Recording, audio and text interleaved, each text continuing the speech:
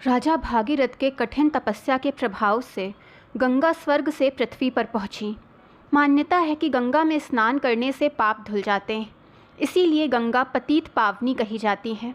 मगर हो सकता है कि कुछ वर्षों में गंगा पृथ्वी से वापस स्वर्ग चली जाए।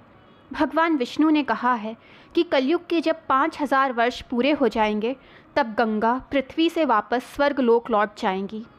हम मनुष्य जिस तरह से गंगा को दूषित करते जा रहे हैं, उससे इस बात की संभावना प्रबल होती जा रही है कि भगवान विष्णु ने जो भी कहा वो सच होगा, क्योंकि जिस नदी को ऋषि मुनियों ने माता के रूप में पूजा, आज उसी में मनुष्य कूड़ा कचरा बहा रहे हैं। ऐसे में संभव है कि गंगा मैया नाराज़ होकर वापस स्वर्ग चली जाएं।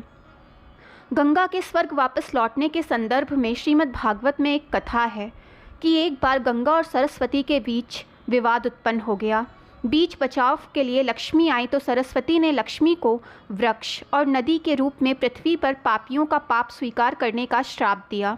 इसके बाद देवी गंगा और सरस्वती ने एक दूसरे को नदी रूप में पृथ्वी लोक पर रहने का श्राप दे दिया। श्राप के फलस्वरूप लक्ष्मी पद्मा नदी के रूप में पृथ्वी पर आईं। सरस्वती नदी बन गई और गंगा भी नदी रूप में पृथ्वी पर आ गईं। इस घटना के बाद नारद जी ने भगवान विष्णु से पूछा कि तीनों देवियां नदी रूप में पृथ्वी पर कब तक वास करेंगी। इसके उत्तर में श्री हरि ने नारद से कहा कि जब कलयुग के 5000 वर्ष पूरे हो जाएंगे तब तीनों देवियां वापस अपने अपने स्थान लौट आएंगी। कलयुग के 5013 वर्ष पूरे हो चुके हैं और पद्मा एवं सरस्वती नदी का लोप हो चुका है और अब सिर्फ गंगा ही बची है। भगवान विष्णु ने यह भी कहा है कि इन 3 देवियों के साथ वृंदावन और काशी को छोड़कर सभी तीर्थ भी पृथ्वी का त्याग कर देंगे।